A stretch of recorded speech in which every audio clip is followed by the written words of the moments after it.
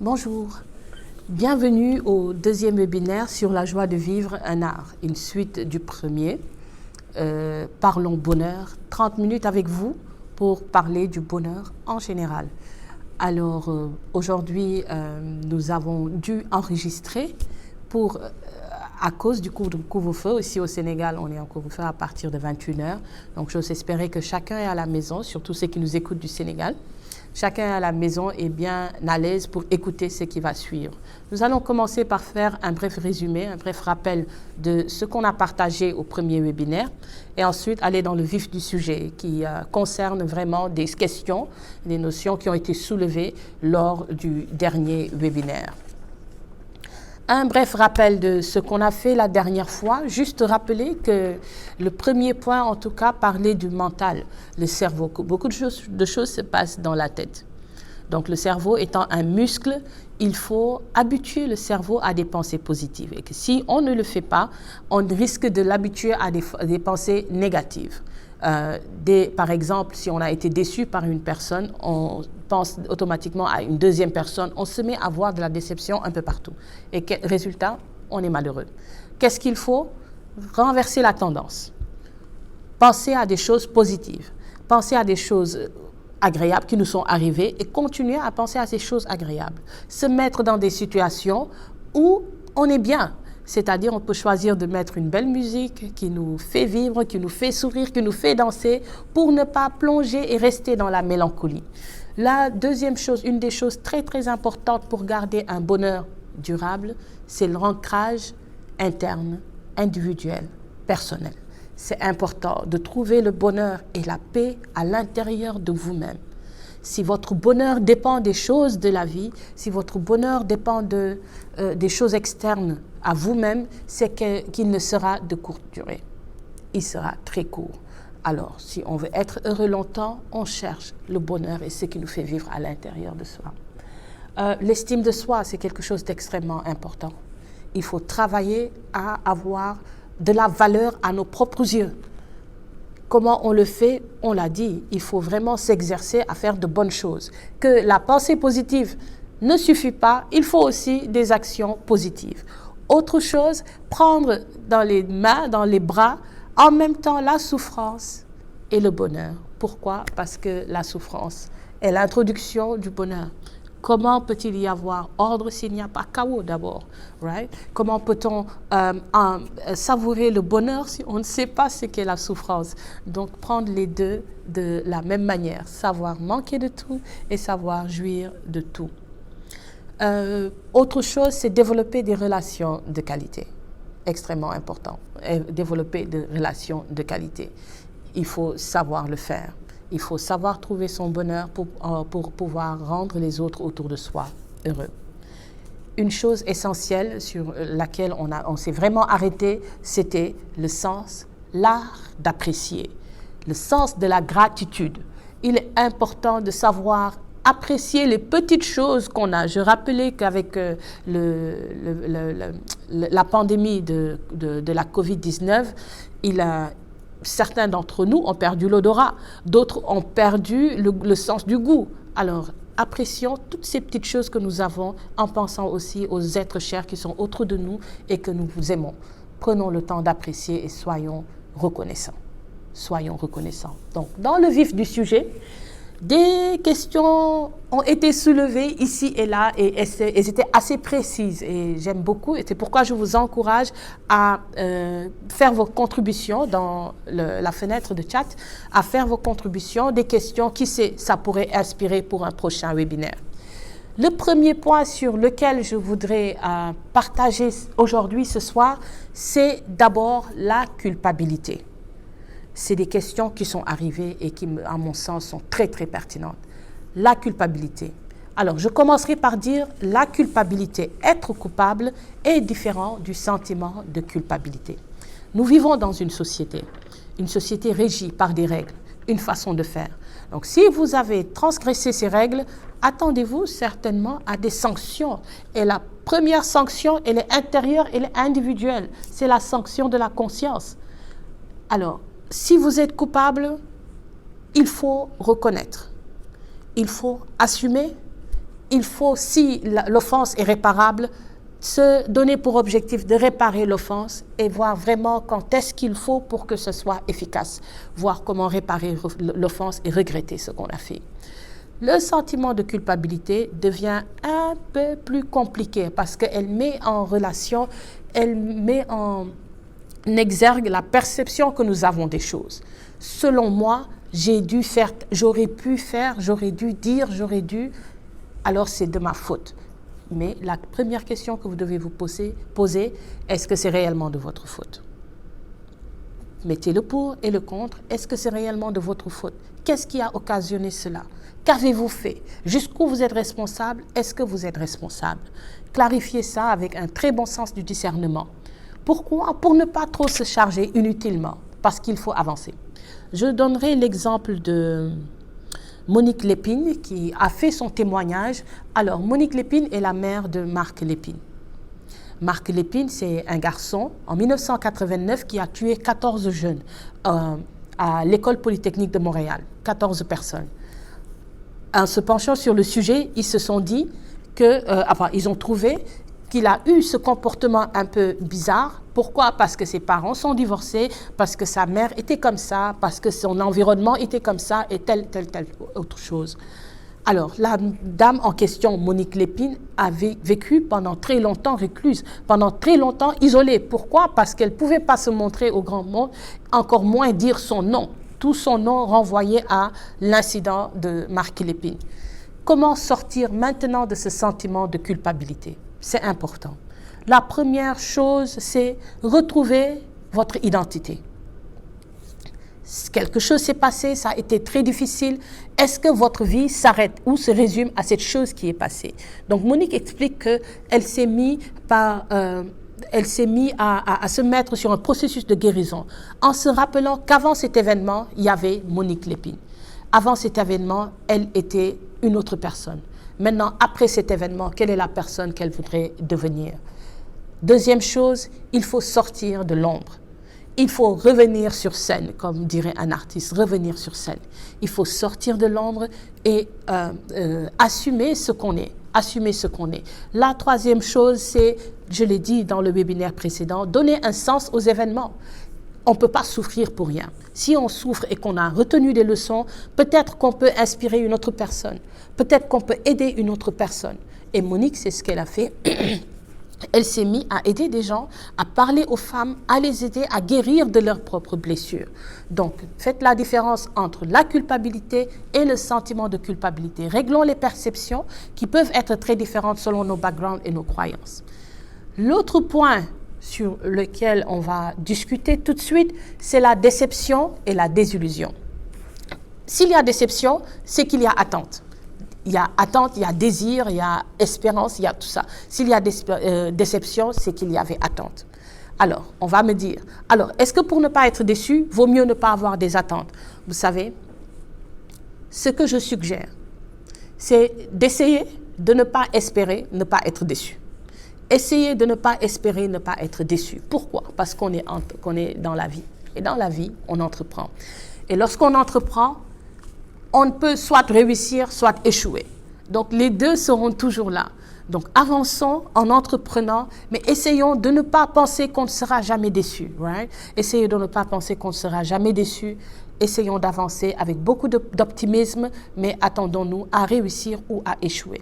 Par contre, il ne faut pas s'habituer à l'échec. Ce n'est pas une bonne chose que de s'habituer à l'échec. Il faut cultiver en nous un mental de vainqueur. Il faut cultiver un mental de vainqueur. Et comment le faire? C'est, malgré les échecs, prendre les échecs ou les circonstances des échecs à son avantage, que ce soit bénéfique pour aller de l'avant. Et alors, qu'est-ce qui se passe? L'échec ou la circonstance difficile crée en nous, accroît en nous une capacité de résilience.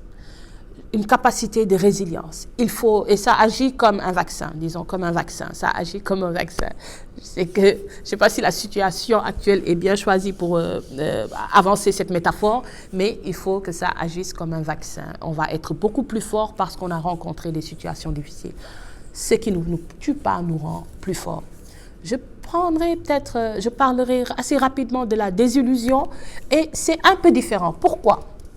Parce que la désillusion est comme un scénario. C'est-à-dire la déception, je suis déçue parce que je pensais qu'il m'aimait. Donc finalement, il ne m'a pas aimé telle chose. La désillusion va plus loin. Elle est beaucoup plus profonde. On crée un scénario. C'est-à-dire, je prends un exemple.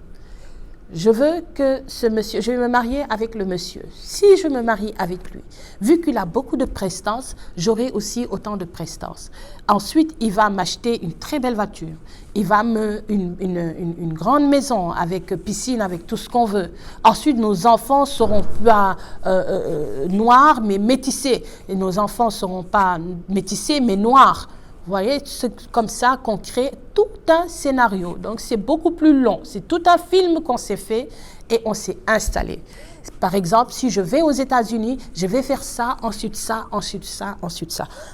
Excusez-moi. Donc, qu'est-ce qui arrive? On arrive aux États-Unis, ça ne s'est pas passé comme ça. L'illusion s'est évaporée.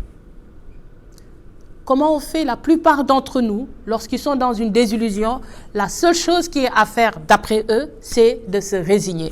La résignation. La résignation, c'est-à-dire qu'on a tout laissé.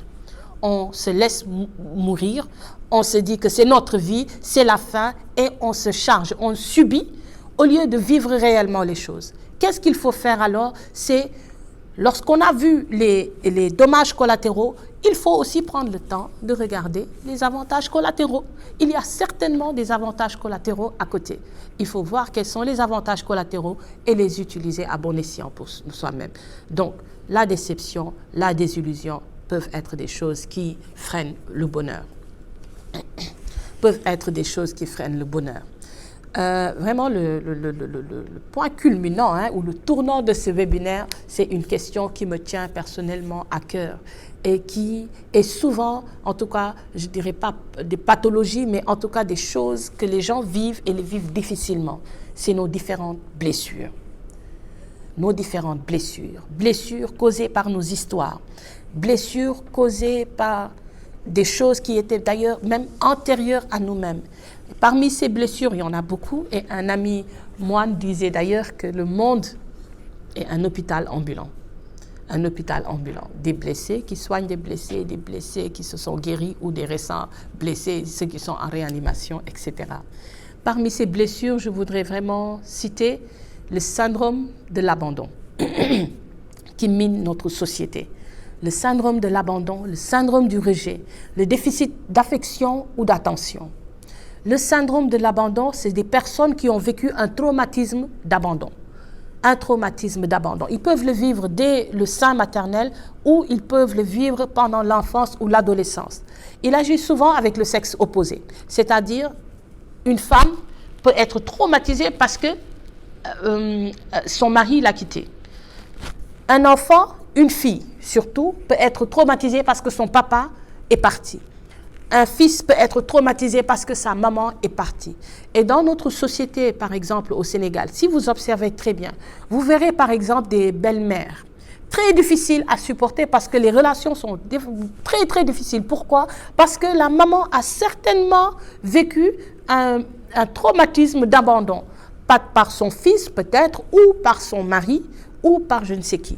Alors, ce qui arrive souvent, c'est qu'ils sont, les personnes qui sont atteintes de ce syndrome de l'abandon, ils sont très possessifs, ils sont très jaloux, mais ils peuvent être extrêmement agressifs dans leur façon de parler, dans leur façon de dire, dans leur façon de faire les choses, ils peuvent être extrêmement agressifs. Ils peuvent avoir aussi un côté très différent, ils peuvent vivre l'évitement, je préfère ne pas m'attacher. Donc, c'est des personnes qui vont vouloir ne pas s'attacher, ne pas avoir de relation. Et ils peuvent se marier très tardivement, ou même ne pas se marier du tout. Ou s'ils sont mariés, ils le vivent de façon très, très, très, comment dirais-je, malsaine. Pourquoi? Parce que c'est la jalousie, c'est la possessivité. Ah, tu vas bientôt partir. Ah, je savais que tu n'allais pas rester. Ils sont tous comme ça. Voilà. C'est des personnes aussi qui souvent créent des problèmes. Pourquoi? Parce qu'ils revêtent le manteau du sauveur. Donc pour eux, il faut qu'ils sauvent dans la gestion du conflit. On a les trois caractères de sauveur, victime et persécuteur. Eux, ils revêtent le manteau du sauveur et ils se disent qu'ils sont comme des justiciers. Ils vont aider quelqu'un à ne pas parce que telle chose. Donc c'est des personnes qui vont se créer tout le temps des ennemis imaginaires. Ils vont voir le mal là où il n'y en a pas. Et c'est extrêmement important de reconnaître ces personnes, de les reconnaître pas pour les juger, peut-être pour leur trouver des situations atténuantes ou les aider à s'en sortir. Le déficit d'affection ou d'attention, évidemment, ce que ça donne, c'est qu'on cherche de l'affection.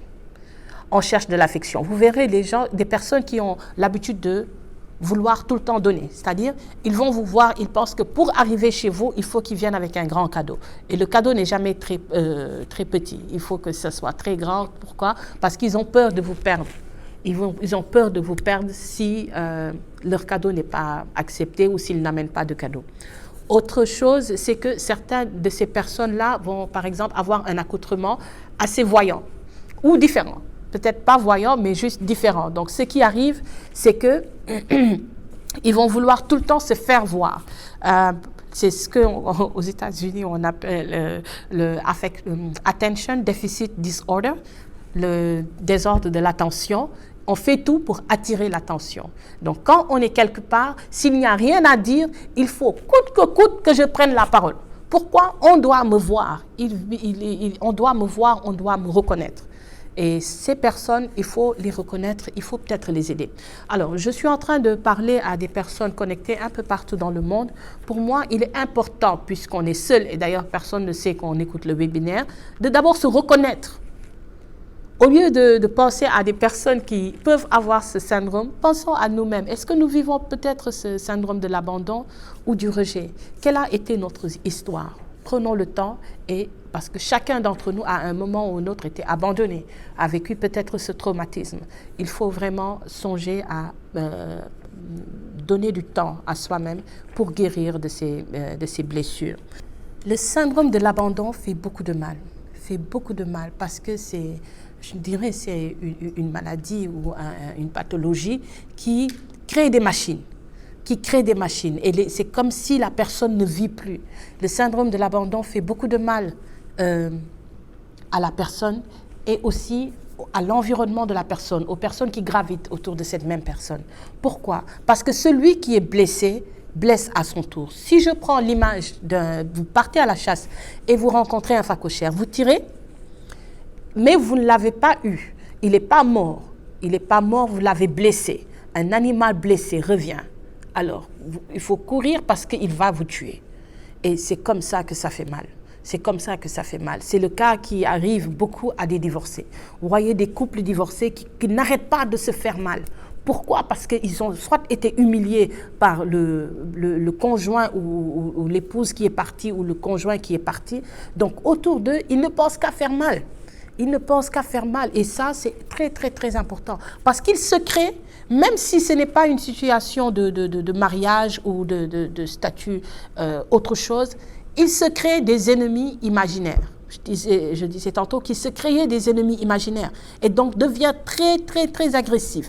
Il suffit qu'il y ait une once de déception ou de choses qui ont été mal faites, toutes les choses sont extrapolées. C'est extrêmement grand, il n'aurait pas dû, telle chose, on exagère tout. Le déficit d'attention, d'affection aussi fait que beaucoup de gens, vous verrez, ils vont vivre jusqu'à 50 ans, 60 ans, ils n'ont pas vraiment vécu ou bien ils ont vécu en fonction des autres. Est-ce qu'ils m'ont vu? Est-ce qu'ils m'ont remarqué? Et ça fait mal. Ça fait énormément de mal. Donc aujourd'hui, il s'agit de prendre du temps pour soi. Je l'ai dit tantôt. Prendre du temps pour soi. C'est bien beau d'avoir les diplômes, d'avoir un salaire, d'avoir une grande connaissance et tout, mais la connaissance, comme disait l'autre, c'est comme un jeune qui vient d'avoir son permis et c'est extrêmement... parce qu'ils vivent en compensation, c'est-à-dire ils vivent que par rapport à leur connaissance, ou ils vivent que par rapport à leur travail, ou ils vivent que par rapport à ce qu'ils savent faire. Tout le reste ne marche pas. Donc, ce qui arrive, c'est comme si on donnait à un jeune qui vient d'avoir son permis, on lui remet une Ferrari. C'est extrêmement dangereux. Pourquoi? Parce que les comportements et les émotions ne sont pas paramétrés, ne sont pas calibrés. À n'importe quel moment, ça peut virer à un désastre. À n'importe quel moment, ça peut virer à un désastre. Pourquoi? Parce que la personne traîne avec elle un traumatisme. Et ça, c'est vraiment le cas de faire une thérapie, de rencontrer, de se faire coacher et de régler ce problème. Ce problème, on le règle en l'identifiant. en identifiant ses émotions, en identifiant ses émotions, en identifiant ses comportements et en changeant ses comportements. Lorsqu'on a 12 ans, 15 ans, on peut vraiment dire c'est mes parents, c'est mes amis, ils m'ont rejeté, c'est les autres, c'est les autres. Mais arrive à un seuil de maturité où on doit revoir nos comportements et voir que, par exemple, être agressive ou vouloir tout le temps se voir, où ce n'est pas vraiment bénéfique. Et en réalité, est-ce que vous vivez réellement? Mettez tout sur la balance. On a peu de temps, j'aime bien revenir sur Confucius, qu'on a 2 vies, et la deuxième commence lorsqu'on se rend compte qu'on n'a qu'une seule vie. Et là, la vraie deuxième vie commence. Ce qu'il faut maintenant, c'est savoir qu'avec ce webinaire, c'est peut-être une chance de commencer la deuxième vraie vie, réellement, et de vivre et de s'épanouir. L'autre point qui a été soulevé, c'est l'estime de soi. L'estime de soi. J'espère qu'on aura un peu de temps aussi pour parler de la méditation, parce que c'est aussi un autre point qui a été soulevé, mais sinon ce sera l'objet d'un autre webinaire, l'estime de soi. C'est très, très, très intéressant, mais c'est vital. C'est vital d'avoir l'estime de soi. Ce qui nous fait manquer d'estime de soi, ce qui fait qu'on arrive à un niveau où on puisse aimer, c'est qu'on a réglé certains petits détails en nous. Il faut d'abord agir en accord avec vous-même. Et ceux qui manquent d'estime d'eux-mêmes, c'est ceux qui ont souvent aussi le problème d'affection ou d'attention. Ce qu'ils font, ils vivent la vie des autres. Ils vivent la vie des autres. Ils n'arrivent pas à trouver ce qui rentre directement en accord avec ce qu'ils sont, les talents qu'ils sont. C'est-à-dire, ils ignorent leurs talents, ils ignorent ce en quoi ils sont originaux et qui ne sont pas une photocopie d'une autre personne, et ils vivent en fantasmant sur la vie d'une autre personne. C'est des gens, par exemple, qui ne sont pas bien en informatique, mais parce qu'ils ont à côté d'eux quelqu'un qui est extrêmement bien en informatique, ils vont vouloir choisir de faire l'informatique. Alors, qu'est-ce qui arrive? C'est qu'ils vivent la vie des autres et ils ne le vivent pas pleinement. Mieux, la société ne les reconnaît pas comme des gens qui sont capables de faire ces choses-là. Donc, du coup, ils continuent, mais ils énervent tout le monde ou ils n'avancent pas du tout. Ils ne portent pas du fruit. Ils ne réussissent pas dans ce qu'ils sont. Donc, il faut arrêter de vivre la vie des autres. Il faut arrêter de fantasmer sur la vie des autres. Concentrez-vous sur votre vie, vous êtes unique et ce qui est en vous ne peut être fait que par vous. Agissez en accord avec vous-même. Prenez des choses, des activités qui s'alignent avec ce que vous êtes. L'estime de soi, on l'acquiert, je l'ai dit dans le dernier webinaire, aussi en faisant des choses nobles. Quelle est la dernière chose noble que vous avez faite dans votre vie? Quelle est la dernière bonne action que vous avez eu à faire? Attention, parce que ceux qui souffrent d'affection, de déficit d'affection ou d'attention, peuvent s'investir dans des actions, disent-ils, nobles. Pourquoi? Parce qu'ils cherchent de la reconnaissance. Ils peuvent, par exemple, se mettre frénétiquement à créer, à construire, je ne sais pas moi, des prisons, à visiter les gens qui sont en prison ou à construire des endroits ou à donner de l'argent comme ça, de façon très frénétique. Pourquoi? Parce qu'ils ont besoin d'attention. Est-ce que c'est une bonne chose? Pas réellement. C'est ça qu'on appelle vivre en compensation. Donc, si ce n'est pas l'alcool, c'est la drogue ou la multiplicité d'activités. On se démène, on fait beaucoup de choses alors qu'on n'est pas en train de vivre en relation avec nous-mêmes. C'est extrêmement important. L'estime de soi s'acquiert en se fixant des petits objectifs. En atteignant ces objectifs, et vous vous dites que c'est vous-même qui avez fait ces choses. C'est-à-dire, comme je l'ai dit la dernière fois, vous n'êtes pas ponctuel, vous avez des problèmes de ponctualité, et ça c'était vraiment mon cas, des problèmes de ponctualité, mais j'y travaille.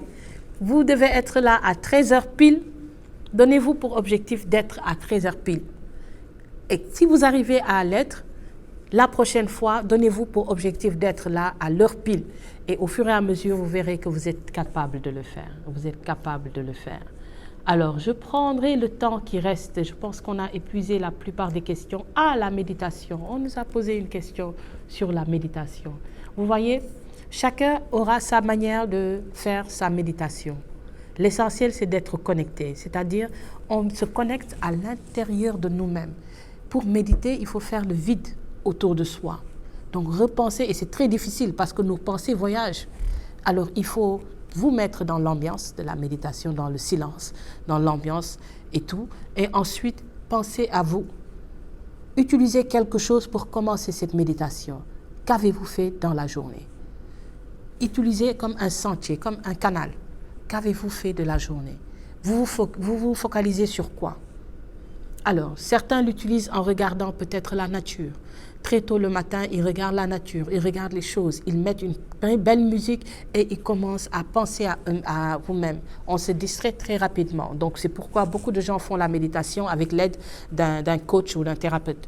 Voilà, parce que seul, c'est difficile, mais c'est un exercice. Il faut vraiment s'y habituer pour retrouver la paix intérieure.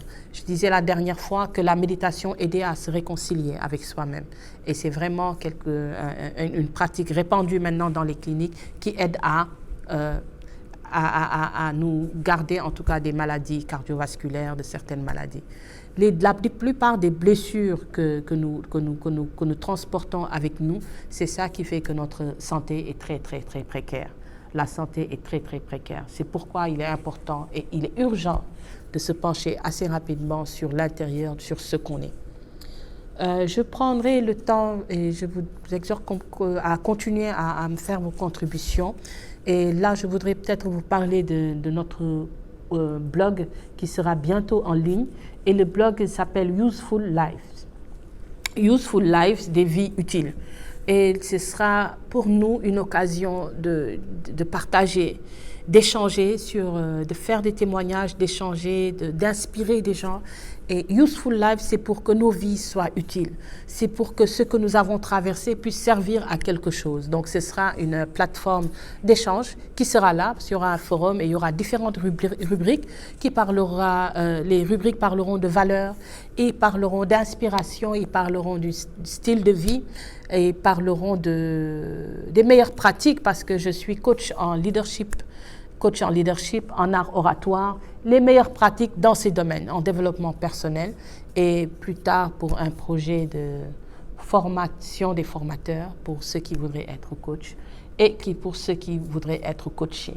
Donc, je vous exhorte, vous voyez, le coaching pour moi, c'est une affaire de finition. Le coaching pour moi, c'est une affaire de finition. On a construit la maison sur des fondations, on est grand, on a grandi, on a réussi. Maintenant, il faut juste faire les finitions. Donc, s'il y en a certains d'entre vous qui sont intéressés à faire cette finition, cette belle finition, pourquoi? Pour vivre le restant de notre vie et ne pas perdre du temps sur certaines choses, prendre des raccourcis, ne pas perdre du temps sur certaines choses et les réussir, alors je vous exhorte à pratiquer, à essayer le coaching. Je remercie tous ceux qui se sont connectés un peu partout dans le monde. Je pense à des personnes du Gabon qui sont connectées. Et juste en termes de cas pratiques, je vous conseillerais pour augmenter votre capacité d'apprécier les choses, donnez-vous le temps de temps en temps d'aller prendre un peu d'air. Par exemple, au Sénégal, ici, à Dakar, vous pouvez facilement prendre votre véhicule, aller sur la corniche, prendre la brise maritime seul ou avec une personne que vous aimez et prendre un jus de coco et boire et enjoy, you know. Il faut prendre le temps d'apprécier certaines choses. Prendre un verre de thé avec des amis, passer du temps avec des amis, prendre un verre de thé, voilà. Je taquinais des amis du Gabon, allez-y à Mombakele, faites-vous un poisson braisé, faites-vous du bien. Right? Et revenez à la maison. Prenez le temps de faire des choses qui vous font vivre. Merci d'avoir suivi ce webinaire. On se revoit très prochainement pour un live que nous allons faire le 13 février sur nos pages Useful Life sur Facebook et sur Instagram. Et le thème de ce live sera l'amour et ses multiples facettes. Je vous remercie.